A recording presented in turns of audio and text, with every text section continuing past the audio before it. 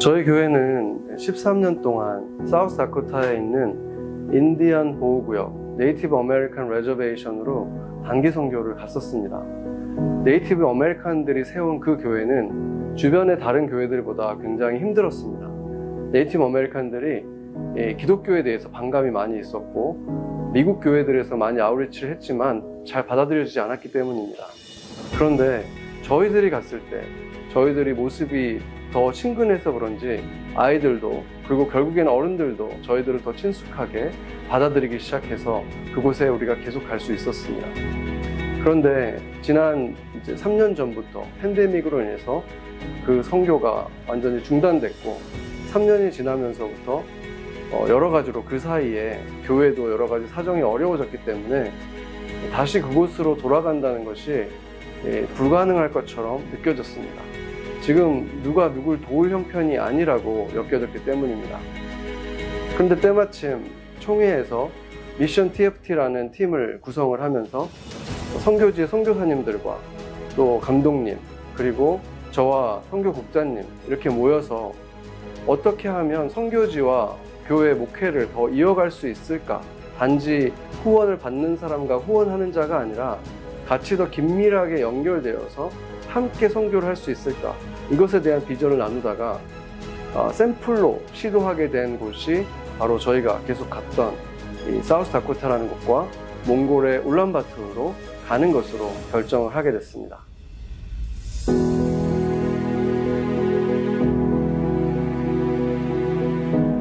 We used to have several other groups that came during the summer, but they don't come back. Children, they recognize the love that you guys share with them, and sometimes they don't get that at home.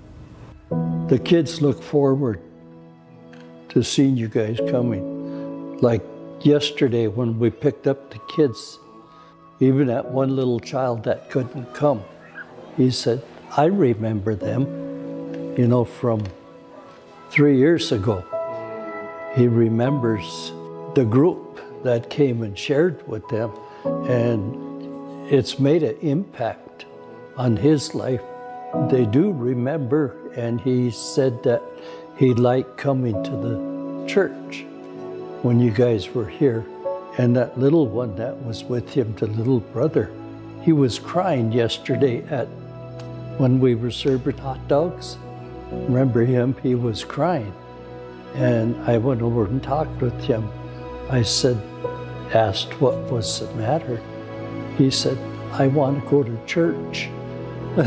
So he wanted to go. I suppose church he related to VBS. People are more comfortable about sending their kids to Vacation Bible School here when your group is here because they know they're safe and there's that connection because you guys have been coming back every year. They recognize you. They remember members of your group that have been here before to love on their kids, and I know the kids love you guys.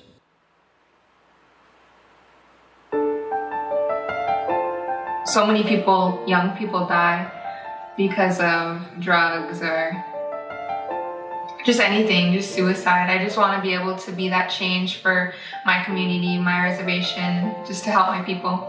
I want them to know that they are loved. Even if they don't feel it, they are loved. I pray that they feel Jesus' love.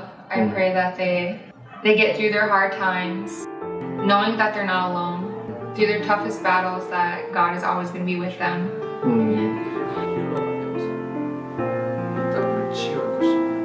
Yeah, I do remember VBS. We were singing Jesus Loves Me. And I remember just being so happy because you guys were so loud. And on Sundays, my church isn't that loud. That's right. So when I heard you guys, I was like, wow, this is nice. I don't get to hear this all the time. I really cherish those moments.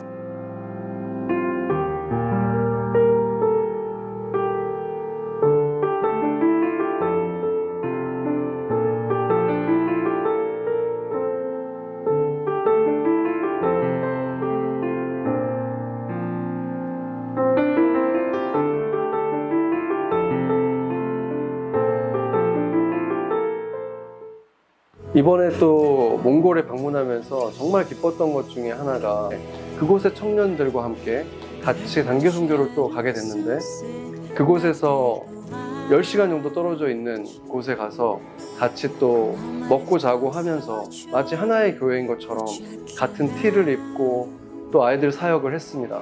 그때 그곳의 아이들도 너무 행복해했지만 저희와 함께 사역하는 그 몽골의 청년들, 그 현지 지도자가 얼마나 기뻐하는지 정말 천국에 있는 사람들처럼 보였습니다. 또 그들과 함께 돌아와서 울란바토르에서는 대학생들, 또 젊은이들을 또 우리가 초대해서 같이 또 콘서트를 열고 그렇게 부흥 집회를 열고 했었는데, 우리가 사실 간 사람들보다 그곳에 있는 청년들의 숫자가 더 많았지만 우리 몇 명이 그냥 그곳에 간 것만으로도 그 친구들이 너무 든든하고 좋다고 했습니다.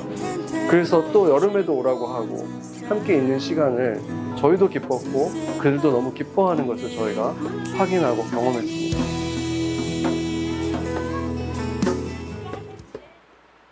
이제 구제사역하면서 알게 된 가정인데, 작년에 아빠가 밖에 나왔다가 뇌졸중으로 갑자기 돌아가시고 3개월 있다가 엄마가 이제 수어사이드를 커밋하면서 아이들만 남게 된 가정이고요. 큰 아이가 또 그 같은 시기에 10대 미혼모로 아기를 출산하고, 그래서 지금은 4아이들이, 그러니까 3명의 형제와 1명의 그 아이의 자녀가 생활하고 있고요.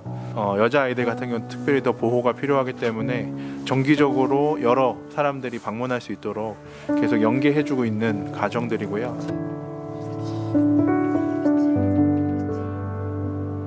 3년 만에 다시 선교지를 다녀오면서 여러 가지를 배우고 느꼈지만 그 두 곳에서 동일하게 제가 깨달은 것이 있었습니다. 잠시 우리는 가서 섬겨주고 도와주고 온다고 생각하지만 사실은 그 시간을 지나고 나서 교회에 1년 내내 선교사였던 예수님의 그 성령의 능력이 계속해서 흐른다는 사실이었습니다. 그러니까 교회도 힘든데 선교지까지 가서 돕는다는 것은 너무 무리다, 그럴 여력이 없다 라고 포기하는 것은 마치 지금 남아있는 재료를 가지고 와서 밥상을 차리라고 엘리야를 통해서 말씀하시는 하나님의 명령을 거절하는 것이나 마찬가지인 것입니다. 혼자가 어렵다면 몇몇 교회가 함께 힘을 합쳐서 갈 수도 있습니다. 제가 그동안 갔던 선교 중에서 가장 은혜로웠던, 비할 수 없이 은혜로웠던 선교는 그곳의 교회의 성도들과 함께 다른 지역으로 단기 선교를 갔던 때 얼마나 기뻤었는지 말로 표현하기가 어려울 정도입니다. 하나님이 보실 때 이렇게 교회들이 연합하는 것 자체만으로도 기쁘신데, 그 교회들이 함께 하나님이 가기를 원하는 곳, 눈길이 머무는 그곳으로 섬기기 위해서 선교를 간다면 이것은 하나님을 춤추시게 하고 노래하게 하는 것이라고 저는 믿습니다.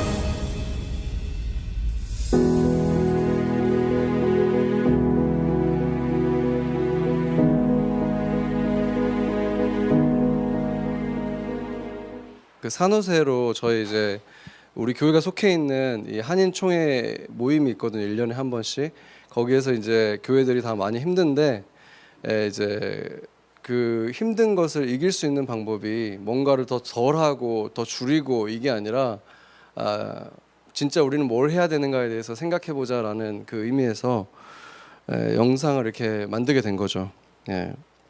제가 이제 햇수로는 작년에 사우스다코타를 갔고 올해 초에 이제 몽골을 갔으니까 뭐 2년이지만 사실 기간으로 따지면은 뭐 한 7, 8개월 만에 이제 두 곳을 제가 다녀온 것인데, 제가 이제 우리 교회 목사로서만 간 게 아니라 이 영상에서도 말한 것처럼 이제 우리 교단의 미션 TFT에도 제가 또 속해 있거든요. 그래서 우리 교단 그 여러분도 감독님들 많이 여러 번 보셨지만 그 감독님께서 사실은 교회가 시들어갔던 것이 뭐 코로나 때부터 시작된 게 아니라 코로나 이전부터 이미 교회는 계속 시들어가고 있었잖아요. 그런데 그 문제가 무엇인가를 그렇게 판단을 하신 거예요. 교회들이 점점 선교를 점점 소극적으로 하고 그냥 간접적으로 하고 이렇게 하고 있는 것이 이 교회들을 지금 죽이고 있다라고 판단을 하셔서 이제는 후방의 교회들이 이 선교 후원만 하지 말고 적극적으로 선교에 직접 참여하는 여기에 그것이 교회가 살아날 수 있는 방법이다라고 판단을 하신 거죠. 그래서 이제 그 고민 속에서 미션 TFT를 만들고 선교사님 몇 분하고 저와 이제 몇몇 목사님들 같이 매달 한 달에 한 번씩 만나가지고 이렇게 계속해서 기도하고 어떻게 할까 고민을 하다가 이제 그 새로운 선교 모델을 만들어 가자. 그러면서 이미 이제 저희가 관계를 맺고 있던 이제 사우스 다코타와 이제 아까 이영관 선교사님 그 아이들 그 구제 사역을 하고 계신 그분도 계시고 했기 때문에 저희가 그렇게 해서 같이 가게 된 것입니다. 저희가 이제 그 어떻게 보면 케이스 스터디처럼 방문한 것이기도 한데 그분들과 인터뷰도 하고 파악을 한 것이 뭐냐면 사실상 저희 교회는 굉장히 잘 해왔다라는 판단이 들었어요. 왜냐하면은 보통은 선교지로 가게 되면은 선교사님들이 많은 계획을 다 해놓고 우리는 가서 이제 재정과 인력을 그냥 드리면서 그분들이 주도하게 하는 게 대부분인데 저희 교회는 그렇게 한 적이 없었거든요. 최소한 우리가 일주일을 가더라도 우리가 마치 선교사들인 것처럼 거기서 활동을 하고 우리가 거기에 선교사로 와 있다면 뭘 할 것인가를 고민하면서 그렇게 해왔죠. 그랬기 때문에 우리가 생각할 때는 빨리빨리 뭔가 보이지 않으니까 뭔가 새로운 더 좋은 방법이 있지 않을까 그런 고민도 가지고 저희가 방문했었지만 실제로 우리가 보게 된 것은 정말로 열매가 맺히는 사람 소니 같은 이런 열매를 보기도 했고 그게 아니어도 우리들에게 마음을 열고 이미 우리가 오기를 기다리고 있는 아이들이 너무 많다는 것을 보면서 그것이 열매가 아니면 뭐가 열매겠습니까? 우리를 만나고 오는 시간은 그 아이들에게는 뭐 몽골이나 사우스다코타나 하나님이 보내준 천사들하고 보내는 일주일 시간 같은 거예요. 그거를 제가 이번에 작년에 갔을 때는 제가 정말 3-4명 촬영하기 위해서만 갔었는데도 불구하고 너무 좋아하고 우리가 그때는 하루 잠깐 이제 수영장만 열어줬는데 내일 또 안 하냐고 물어보고 아이들이 그렇게 우리를 너무 좋아하고 있는 거를 보면서 우리를 왜 좋아하겠습니까? 우리 안에 있는 예수님을 봤기 때문에 좋아하는 거죠.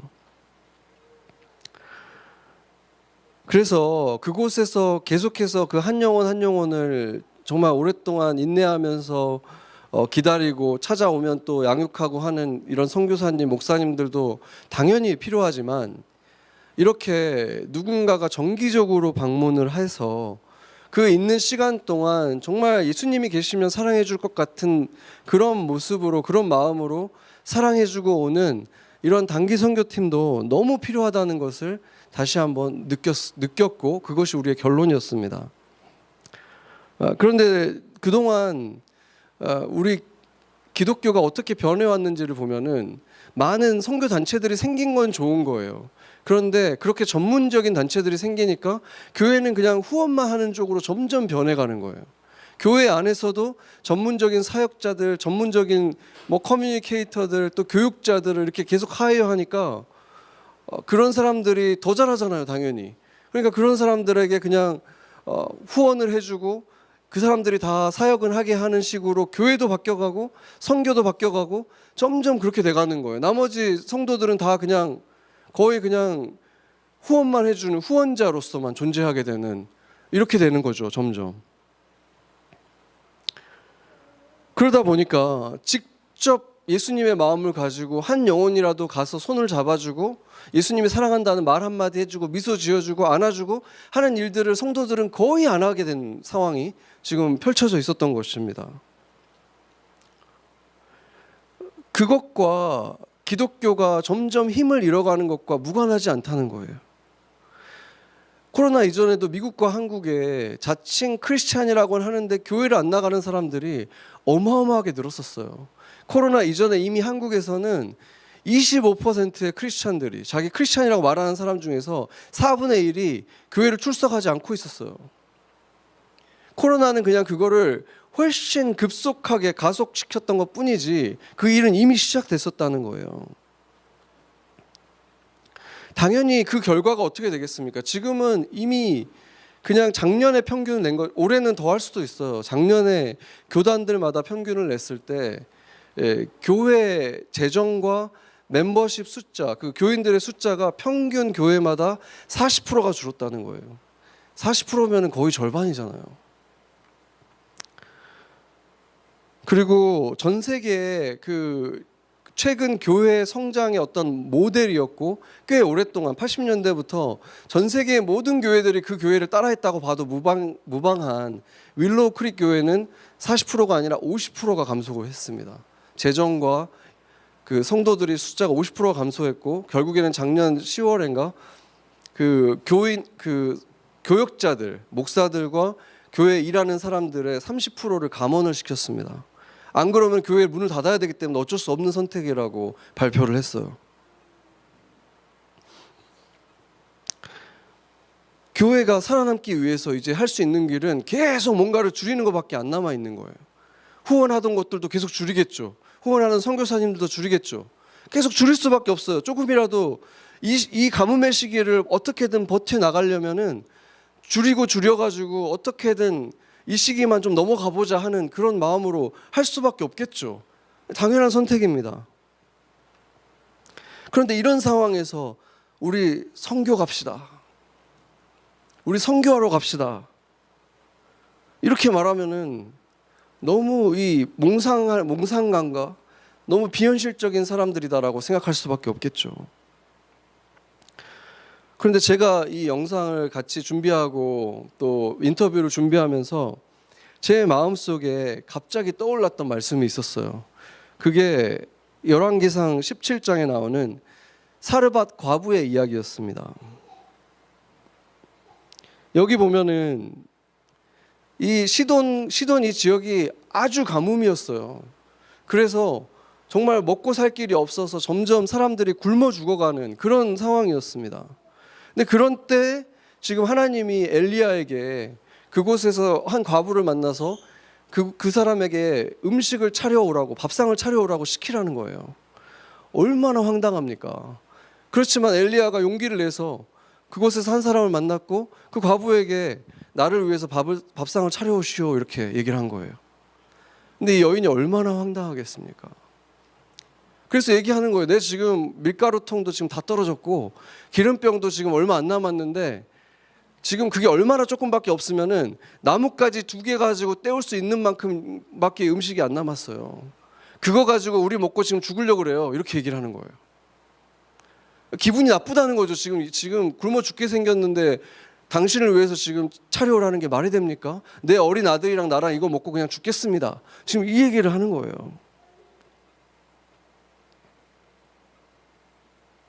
그러니까 지금 이 사람은 굉장히 분한 마음이 들었던 거예요. 하나님에게 분했겠죠. 이 사람이 하나님의 사람이라는데 어떻게 우리를 지금 먹여줄 생각을 하지 않고 지금 마지막 남은 거 가지고 밥상 차려오라고 하는가? 어떻게 이렇게 잔인할 수가 있는가? 분해서 먹고 죽겠습니다 얘기를 하는 거예요. 그런데 이 엘리야가 이 여인을 다시 타이릅니다. 두려워하지 말고 먼저 하나님 말씀을 들어라. 그러면은 가뭄이 끝나고 비가 내려서 다시 먹을 것들이 이곳에 생길 때까지 너희의 기름병이 마르지 않고 그 밀가루 통이 계속 차 있을 것이다.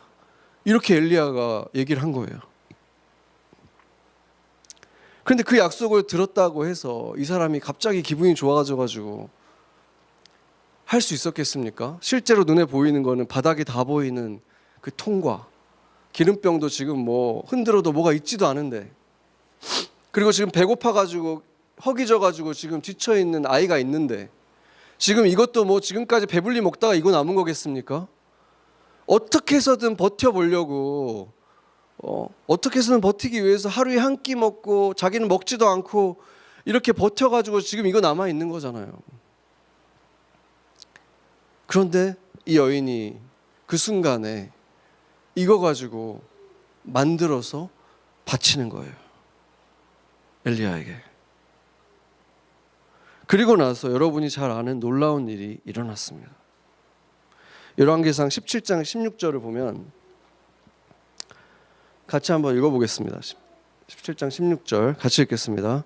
여호와께서 엘리야를 통하여 하신 말씀같이 통의 가루가 떨어지지 아니하고 병의 기름이 없어지지 아니하니라. 아멘. 이 동화 속 이야기 같은 일이 일어난 거죠. 퍼도 다시 채워져 있고 부어도 다시 채워져 있는 거예요. 지금으로 따지면은 내가 운전을 많이 해가지고 다녔는데 다음날 다시 기름이 다 차 있고 그런 거예요. 이 얼마나 정말 든든하겠습니까? 그렇죠. 그 놀라운 일이 일어난 거예요. 그런데 이게 과연 그냥 이제 나는 배고플 일 없겠다 여기에만 기쁨이 있겠습니까? 이것도 너무 기쁘지만 더 기쁜 것은 그 온 세상에 하나님이 나를 버린 줄 알았는데 그게 아니라 이 가정에 내 배고픔을 하나하나 생각하면서 매일매일 나한테 이렇게 밀가루를 채워주시고 매일매일 나한테 이렇게 기름병을 채워주시는 하나님이구나. 그 하나님을 매일매일 경험하는 거잖아요. 내 삶 속에서 매일매일 나와 함께 하시고 내 필요를 채워주시는 그 하나님을 만나는 기쁨이 얼마나 컸겠습니까? 그런데 만약에 이 여인이 그 선택을 하지 않았다면 어떻게 됐을까요?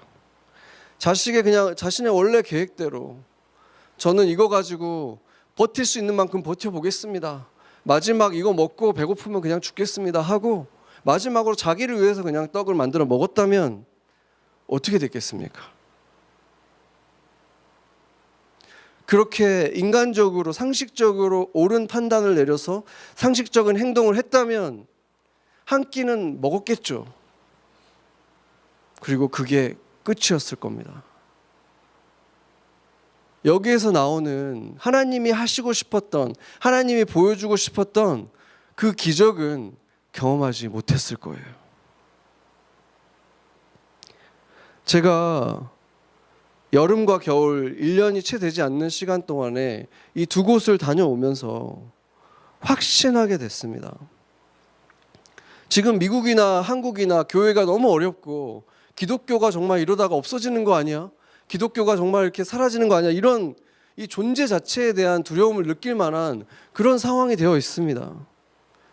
이런 상황에 교회도 지금 지탱하기도 어려운데 다른 곳으로 선교를 간다? 이것은 지금 하나님이 사르밧 여인에게 요구했던 것과 똑같은 요구를 하는 것과 마찬가지입니다. 그렇기 때문에 바로 이것이 축복의 기회인 것입니다. 아멘. 우리에게 하나님께서 뭔가 일하시기 위한 우리의 믿음을 보시는 기회를 주신 거예요. 특히나 우리 교회 사정을 한번 생각해 보세요. 선교를 가게 되는 그 7월 달이 되면은 우리는 여기에 있을까요? 여기 없죠. 우리는 어디에 있을까요? 아직 아무도 모르잖아요. 자기 집도 없으면서 어디를 도우러 가는 것입니까? 아직 자기 집이 어디가 될지도 모르고 있는 처지에 어디를 가겠다고 지금 누구를 돕겠다고 지금 준비를 한다는 것입니까? 그래서 저는 이것이야말로 하나님이 특별히 우리 교회에 주신 기회라고 믿습니다. 기적을 일으키는 믿음을 보일 수 있는 기회를 주님께서 우리 교회에 주신 것입니다. 수백만이 보는 가운데 그 넘실거리는 바다가 있는데 그 바다를 보면서 그 조그만 막대기를 들고 이 사람이 팔을 펼쳤어요. 수백만이 보고 있고 아직도 바다가 지금 넘실거리고 있는데 거기에 길이 날 거라고 펼치는 거예요. 자신보다 몇 배가 큰 장수 앞에서 돌 몇 개를 들고 내가 너를 이길 것이라고 그 앞에 나서는 거예요. 그것은 모세에게 준 기회였어요. 믿음을 보일 기회. 다윗에게 준 기회였어요. 자신의 힘들로는 절대 할 수 없는 그 일을 하나님이 함께 하시면 할 수 있다는 것을 보일 기회. 이것은 그들에게 엄청난 수치를 당할 수 있는 상황이고 모멸감을 당할 수 있고 더욱이 전혀 상식적이지 않은 결정이었습니다. 그러나 그들이 보였던 그 믿음으로 인해서 모세도 다윗도 그 이전과 이후가 완전히 나뉘어지는 새로운 존재로의 도약의 시작이 바로 그 믿음을 보이는 기회 속에서 시작됐습니다. 마지막 남은 그 얼마 안 되는 재료를 가지고 음식을 만들어서 나를 위해 밥상을 차리라 했을 때 그 여인은 어떻게 보면 그 지역에 다 가난하고 다 힘들지만 그 중에서도 가장 운이 없는 여인이죠. 왜 이 집을 꼭 선택했을까? 다 힘들어 죽겠는데 왜 이 집에 있는 나머지 음식 가지고 재료 가지고 만들려고 했는가? 왜 이런 요구를 하나님이 하시는가? 왜 이 집이 선택받았을까? 너무 잔혹하게 보였지만 결국은 그 집이 가장 복된 집이었습니다. 바닥이 보이는 가뭄에 마지막 작은 빵 한 덩어리를 만들 재료밖에 없었던 이 사르밧 과부에게 주신 기회. 우리 집도 아직 없는 이 상황에서 다른 사람을 돕겠다고, 다른 집을 돕겠다고 나아가는 것. 우리는 이제 곧 이곳을 떠나서 다른 곳을 찾아야 하는데 어느 곳이 우리에게 주어질지 아직 알 수가 없고 조금 더 불안한 마음이 없다면 아무 문제 없을 거다라는 생각만 든다면 그렇지는 않을 거 아니에요. 우리는 그때 어디에 있을까 생각하면 막막하죠. 우리가 선교 가 있는 그 시점에 우리는 어디에 있을까? 그러나 하나님이 우리에게 지금 주시는 이 기회, 믿음을 보일 기회, 그리고 기적을 부르는 이 기회를 우리가 결코 포기할 수가 없는 것입니다. 하나님은 엘리야에게 까마귀가 음식을 가져와서 먹이게 하신 일도 있었어요. 하나님이 정말로 이 음식이 필요했기 때문에, 엘리야에게 필요했기 때문에 하나님이 시키신 게 아니잖아요. 사우스다코타의 배현성 목사나 우리 교회가 꼭 필요해서 우리가 가야 되는 게 아니에요. 그런데 하나님이 그거를 원하시기 때문에 우리가 가려고 하는 것입니다. 우리가 거기를 갈 때 하나님이 너무 기뻐하시니까 우리가 거기를 가는 거예요. 그 기회를 하나님이 우리에게 주신 것입니다. 하나님이 우리에게 초대장을 주신 거예요. 사람들이 우리에게 너네들 매년 갔는데 올해는 왜 안 가 물어봤을 때 우리 이사 가야 돼서 못 가요. 올해는 우리 지금 장소도 없고 좀 상황이 그래요 라고 말하면 누가 우리한테 뭐라고 하겠습니까? 아, 당연하지. 그럴 수 있지. 그런데 우리가 항상 선교를 가던 바로 그 시점에 우리가 이 교회를 떠나야 된다는 게 우연이겠습니까? 우리가 이 장소를 옮겨야 되는 그 시점에 우리가 선교를 원래 매년 그때 갔다는 것이 그 시기가 겹친다는 것이 우연이겠습니까? 작년에 거기를 다녀오면서 그 목사님들과 올해도 그때 갈 거라고, 그때쯤에 갈 거라고 얘기를 하고 돌아왔고, 그때는 이 사르밧 과부의 얘기는 상상도 못했어요.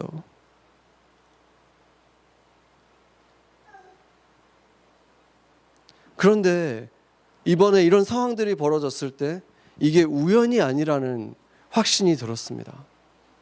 사르밧 얘기는 지금 최근에 생각했지만 그때도 이게 우연은 아니겠구나라고 생각을 했어요. 다행히 우리가 그곳에 지금 다른 팀이 오기 때문에 우리가 한 주가 미뤄져서 여기서 아마 2주 예배를 드리고 저희가 선교팀이 가게 됩니다. 그러나 선교 준비는 우리가 장소가 알려지지 않은 상태에서 시작을 해야 되는 거죠. 오늘 본문에 보면은 예수님께서 예루살렘으로 향할 때 주변 사람들이 놀랐다고 말해요. 왜 놀랐을까요? 주변 사람들이. 지금 예수님을 죽이려고 하는 사람들이 6월절이 다가왔기 때문에 지금 예루살렘에 다 모여 있어요. 몇 무리의 사람들이 있는데 그 모든 무리의 사람들이 지금 예루살렘에 다 모여 있어요.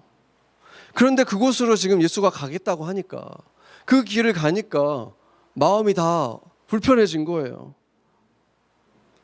그런데 예수님이 그들을 안심시키지를 않아요. 뭐라고 합니까? 33절, 34절 보면, 맞다. 그들이 지금 나를 기다리고 있고 나를 이방인에게 넘겨서 죽일 것이다. 그리고 나는 능욕을 당할 것이고 침뱉음 당할 것이고 죽일 것이다. 이 얘기들을 지금 다 하시는 거예요. 그러고 나서야 내가 부활할 것이다. 그런데 제자들은 지금 이걸 듣고 나서도 자기가 듣고 싶은 것만 들어요. 그래서 잘 못 알아들어요, 이 말을. 십자가의 놀라운 그 비밀의 이야기를 알아듣지를 못하고 있습니다. 그런데 우리는 지금 알고 있잖아요. 예수님이 이렇게 고난을 당하시고 죽으셔야만, 죄인처럼 비참하게 찢겨서 부끄러움 속에서 죽임을 당해야만 우리들이, 제자들이 그 부끄러움을 벗을 수 있고 죽음을 이길 수 있고 그렇게 우리가 살아날 수 있다. 이것이 주님이 피할 수 없는 일이었다라고 우리는 알고 있잖아요. 그래서 이것은 하나님이 예수님에게 주신 기회였습니다. 예수님은 이 전날에 내가 피할 수만 있다면, 십자가 당하기 전날에 다른 길이 있다면 그 길로 가게 해주세요라고 하나님에게 3번이나 부탁을 하고 간구를 했습니다. 하나님의 아들로서가 아니라, 하나님으로서가 아니라 그 순간에는 사람으로서 그 고통을, 두려움을 느끼신 거예요. 하나님으로서가 아니라 인간으로서의 그 한계 속에서 그 고통들, 두려움을 다 느끼신 거예요. 그렇기 때문에 다른 길이 있지 않을까? 하나님이 나를 여기서 구원해 주실 수 있지 않을까? 이렇게 고통스러운 길을 꼭 가야 되나? 그런데 하나님이 침묵하셨어요. 그래서 예수님도 그러면 고통을 받을 수밖에 없겠구나 받아들이신 거예요. 두렵지만 믿음으로 순종을 하신 거예요. 그리고 그것은 하나님이 예수님에게 주신 기회였습니다. 어떤 기회입니까? 부활의 기적을 보이기 위해서 죽음을 통과해야 되는 거잖아요. 그 기회를 주님께서 붙들으신 거예요. 그리고 예수님을 따르게 될 우리에게 주신 본을 보일 기회였던 것입니다.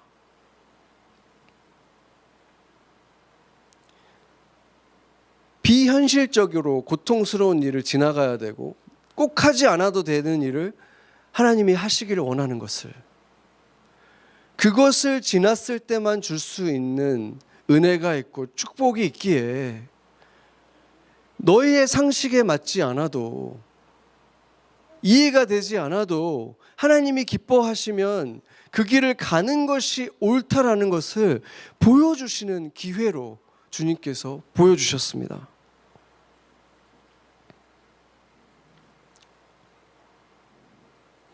예수님이 성육신 하신 중요한 이유 중에 하나는 인카네이션이라는 것은 인간의 몸을 입으셨다는 거잖아요.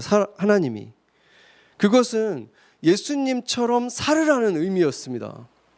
인간도 이렇게 살 수 있다. 바른 인간은 이렇게 사는 것이다 라는 것을 보여주신 거예요. 그래서 새로운 인류의 조상이다라고 말씀을 합니다. 예수님이. 마지막 아담이다. 사람의 아들이다. 이렇게 얘기하시는 이유는 그분의 희생을 통해서 새롭게 생명을 얻게 된 새로운 인류가, 그리스도인이라고 불리우는 새로운 인류가 그리스도를 본받고 따르는 삶을 살라고 그렇게 하신 것입니다. 그런데 짧은 기도문을 하나 따라 읽었다고 구원이 이루어지고 나머지 인생은 내 마음대로 살아도 괜찮다. 모여서 열심히 예배하고 하나님이 하라는 선교하고 주님을 주인으로 삼아가지고 주님이 원하는 삶을 살려고 애쓰고 이런 것들은 다 거기다가 더하는 보너스 몇 개 얻으려고 하는 것이다. 이런 선택 사항인 것처럼 생각하게 만드는 이상한 그리스도교, 이상한 기독교 속에서 우리가 살아왔습니다. 고린도전서 11장 26절 27절 한번 보겠습니다. 이거 한번 같이 한번 읽겠습니다. 너희가 이 떡을 먹으며 이 잔을 마실 때마다 주의 죽으심을 그가 오실 때까지 전하는 것이니라. 그러므로 누구든지 주의 떡이나 잔을 합당하지 않게 먹고 마시는 자는 주의 몸과 피에 대하여 죄를 짓는 것이니라. 아멘. 예수의 이름으로 구원을 받고 세례를 받은 우리들은 이제 이 피와 잔을 우리와 하나 되게 할 수 있는 성찬에 참여할 권리를 얻었어요. 그런데 그걸 할 때마다 뭐 하라고 하십니까? 주의 죽으심과 그 십자가, 이거를 주님이 오실 때까지 전하라는 거예요. 삶을 통해서, 말씀을 통해서, 찬양을 통해서, 선교를 통해서 우리는 계속 전해야 되는 것입니다. 그것이 이 피값에 이 몸을 먹는 자들로서 합당한 삶이라는 거예요. 그걸 하지 않으면 주의 몸과 피에 대하여 죄를 짓는 것이다. 무서운 경고를 하는 것입니다.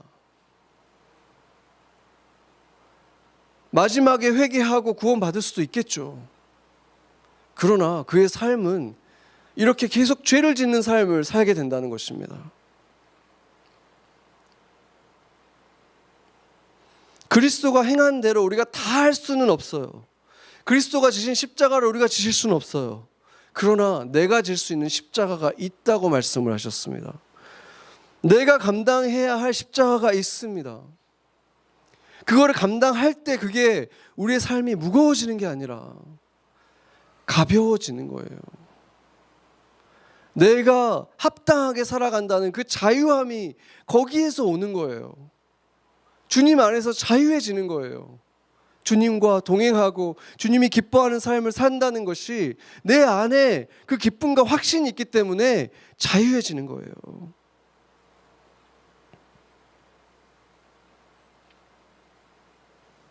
그것이 어려운 이유가 무엇입니까? 일상에서 그렇게 우리가 주님과 동행하고 자유함 속에서 하나님이 주시는 기쁨들 누리면서 왜 우리가 못 살아가는 것입니까?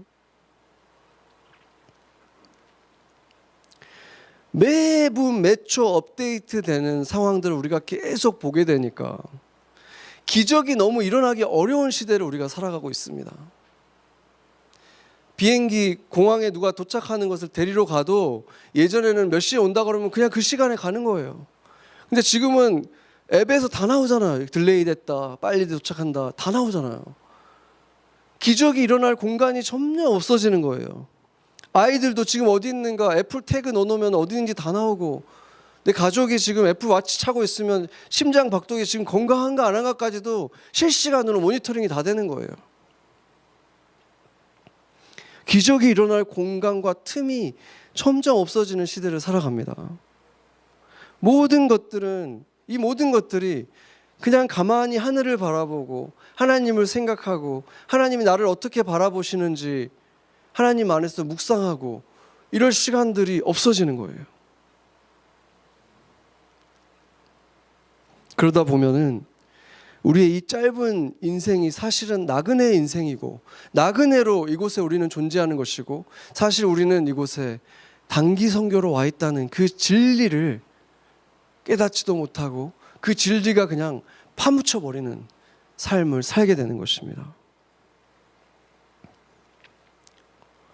그런데 우리에게 주님께서 1년에 한두 번 특별한 기회를 주시는 거예요.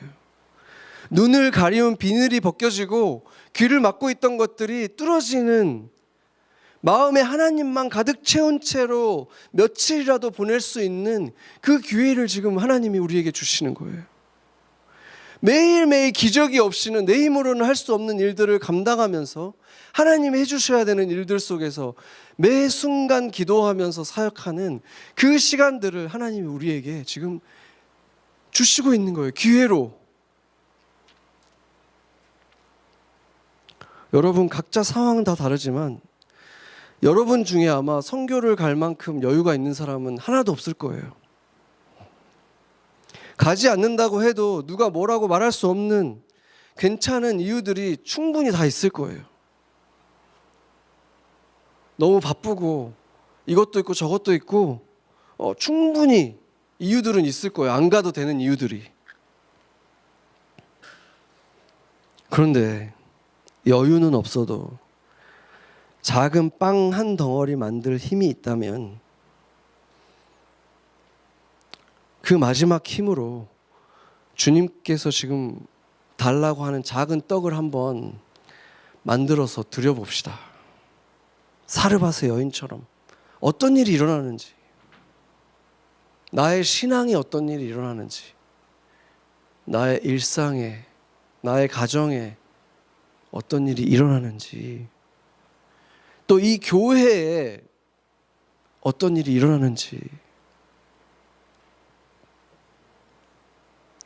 힘들어서 죽을 것 같으면 가야 되는 거예요. 그 마지막 힘으로 해야 되는 일입니다. 주님이 지금 우리를 초대하고 계십니다. 만약에 사르밧 여인이 엘리야의 요구를 거절하려고 하는데 여러분이 그 옆에 있었다면 여러분은 어떻게 하시겠습니까? 거절하려고 한다면 여러분은 어떻게 하겠습니까? 정말 멱살이라도 잡고 그렇게 하면 안 된다. 주님이 지금 기회 주시는 거다 얘기하시지 않겠습니까?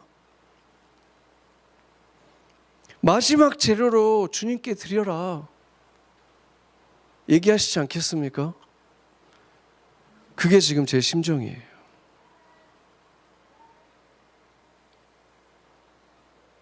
저는 하필 이런 시기에 우리가 다시 선교를 하기 시작했던 그 해에 이 일이 일어난다는 것이, 새로운 장소를 찾아야 한다는 것이 우연이라고 생각하지 않습니다. 그리고 저는 우리가 반쯤 원하는 곳, 주님이 반쯤 원하는 것, 어느 정도 타협되는 그런 곳으로 가고 싶지 않습니다. 새롭게 주시는 장소가 그 절반쯤 주님의 뜻이 있는 곳이 아니라 완전히 주님이 원하시는 그곳으로 가기를 원합니다. 여러분도 그렇지 않습니까? 이 과정 중에 저와 여러분에게, 이 공동체에 믿음을 보일 기회가 주어졌다면 이것은 주님이 우리에게 주신 기적을 보일 기회가 아니겠습니까? 우리 교회는, 저는 너무 자랑스러운 교회예요. 너무 특별한 교회라고 저는 믿습니다. 주님을 신뢰하고 사랑하기 때문에 작은 힘을 가지고 몽골로 가고 사우스다코타로 가고, 교회가 생긴 그 해로부터 계속해서 나갔어요. 이런 교회라면 오늘도 주차하느라고 엄청나게 고생했잖아요. 정말 일주일에 한번 모이는 것조차도 큰 도전이 되는데도 이 맨하탄을 포기하지 않고 온 열방이 모이는 곳이니까, 이곳은 그냥 하나의 미국 도시가 아니라 열방이 모이는 곳이니까, 당연히 하나님의 눈길이 머무는 곳이니까 이것을 포기하지 않는 그런 교회라면 예수님이 얼마나 기특해 하시면서 바라보시는 교회인가. 하나님의 시선이 어떻게 이곳을 떠날 수 있을까. 이런 교회라면은 하나님이 함께 하시기를 원하시는 모든 사역들 다 할 수 있는 곳, 주님의 꿈을 다 펼치실 수 있는 그런 능력과 지혜와 사람들과 일꾼들과 비가 다시 충만히 내릴 때까지 마르지 않도록 채워주시지 않겠습니까? 다니엘서 12장 2절 3절 보면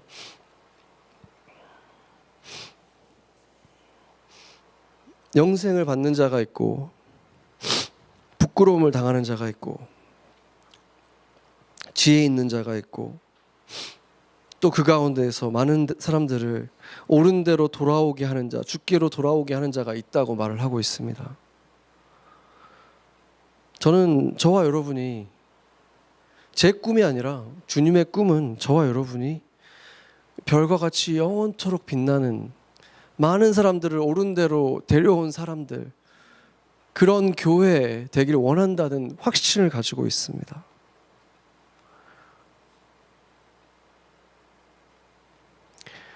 더 깊은 믿음의 삶을 위해서, 이 교회를 위해서, 그 땅의 아이들을 위해서, 그리고 하나님을 위해서 이 기회를 여러분이 저버리지 않기를 바랍니다. 영어 한마디 못해도 따뜻한 미소 지어줄 수 있으면 충분합니다. 아이들을 그냥 꼭 안아줄 수 있는 그냥 그 마음이 있다면 충분해요. 핫도그 구울 수 있으면 그걸로 충분해요. 부부가 갈 수 없다면 대표로 한 명이라도 가면 좋겠습니다. 우리 아이들도 갔으면 좋겠어요. 너무 많이 받기만 하면서 자라는 우리 애들, 기적을 경험할 공간과 틈이 없이 자라는 이 아이들, 예수님을 위해서 뭔가 희생할 기회가 필요해요. 이 아이들은. 그것이 어떤 세상의 VBS보다도 성경 공부하고 비할 수 없는 하나님의 자녀로 살아가는 것이 무엇인가 어렴풋이라도 보게 되는 그 경험을 하게 되는 거예요. 모두가 살아계신 하나님이 그 병을 채우고 통을 채우는 것을 경험하게 될 거예요. 주님이 우리에게 또 한 번의 기회를 주셨습니다. 기적을 부르는 믿음을 보일 기회를 주셨습니다. 이것은 아무한테나 주신 게 아니었어요. 그 사르밧의 수많은 사람들 중에서 그 과부를 초대했습니다. 그리고 여러분은 지금 그 초대를 받았습니다. 여러분은 어떤 선택하시겠습니까? 마지막 남은 것으로 주님을 위해서 상을 차리시겠습니까? 같이 기도하겠습니다.